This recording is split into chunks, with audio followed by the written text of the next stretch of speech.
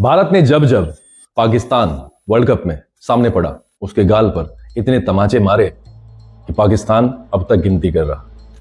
और मुझे लगता है असंख्य वर्षों तक वो गिनती करता रहेगा कि वर्ल्ड कप में जो भारत ने हमारी ठुकाई पिटाई की है वो कैसे की।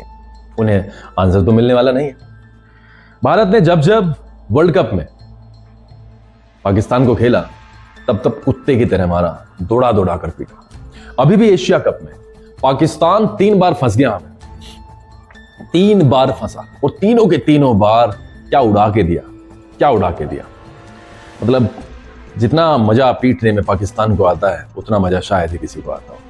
क्या धर धर के मारे छक्के। और मतलब मैं क्या कहूं, क्योंकि इनकी हरकतें, इन हरामखोर लोगों की, हरामजादे लोगों की, कुत्तों की हरकतें आतंकवाद को बढ़ावा देने वाली है।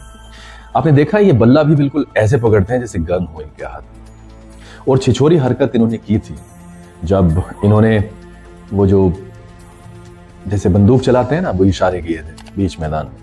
बहुत गंदी हरकत थी। खैर, मैं यहां पर सिर्फ इसलिए आया हूं कि 2021 में एक ऐसा वाकया आया था जब बाबर आजम की कप्तानी में T20 वर्ल्ड कप में पाकिस्तान ने भारत को भूल चूक से हरा दिया। दुख का विषय था।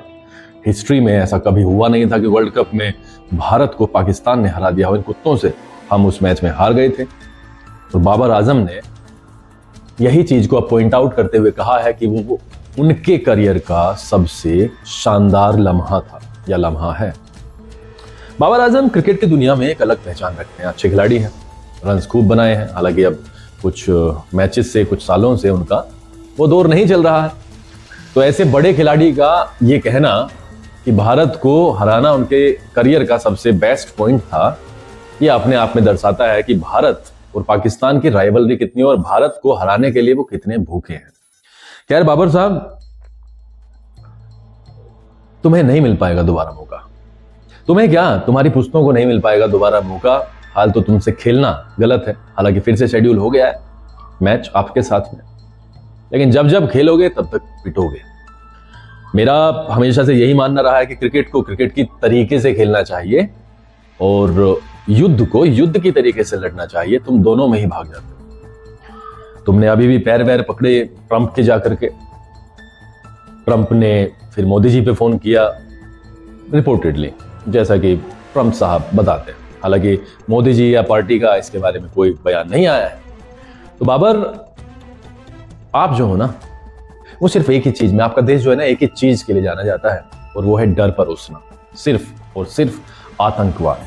तुम्हें दूसरी चीज आती नहीं है। वो जमाना कुछ और था जब अकरम, वकार यूनुस, इमरान खान, सईद अनवर ऐसे खिलाड़ी हुआ करते थे, क्रिकेट खेलते थे, अच्छा क्रिकेट था तुम्हारा। लेकिन जब से ये चीजें आई हैं, नए खिलाड़ी आए हैं, आपके ऊपर कंट्रोल किसी दूसरे का ऐसा माना जाता है कि चलता है। आप प्रधानमंत्री तो बनाते नहीं हो, फौज का आपके पूरे के पूरे सिस्टम पर कंट्रोल है। तो भैया, आप सिर्फ एक ही चीज के लिए जाने जाते हो, करते भी आप वही हो। आपका एक्चुअली काम क्या है? आप सामने की लड़ाई तो लड़ते हो नहीं। आप जाते हो जहां पर टूरिस्ट होते हैं, जहां पर निहत्थे लोग होते हैं, परिवार होते हैं, आप वहां पर जाकर के अपनी दादागिरी दिखा देते हो। मैंने पहले भी कहा था, अगर दादागिरी दिखानी है तो आप भारत आ सकते हो और भारत में खुला चैलेंज कर सकते हो यूपी में आके। और अगर आप मेरठ आ जाते हो तो बहुत अच्छी बात है। मेरठ आने के बाद में भी आप अगर 24 की तरफ आते हो तो और भी बढ़िया बात है। तो आपको आतंकवाद का भी मतलब समझाया जाएगा और शायद पाकिस्तान के अंदर जो इस तरीके के खोटे सिक्के होंगे, चवन्नी छाप, सड़क छाप आतंकवादी होंगे, उन्हें भी एक सीख मिल जाएगी। इसलिए बाबर, आपका ये सपना रहेगा। अच्छी बात है, आप इसे संजो के रखें। आपने एक बार भारत को सच में हराया था। खैर, हमने विक्ट्री मार्च निकालने के लिए आपको अभी कहा नहीं था। अभी आपने जो विक्ट्री मार्च निकाला था, आपने निकाला था, उसके लिए आप 4 साल के बाद में विक्ट्री मार्च निकाल सकते हैं कि भारत को पाकिस्तान ने एक T20 मैच में हरा दिया था। आप विक्ट्री मार्च निकालें। वो जो हरामखोर है शाहिद आफरीदी, उसको संपर्क कर लें, उससे तो एक बहाना चाहिए।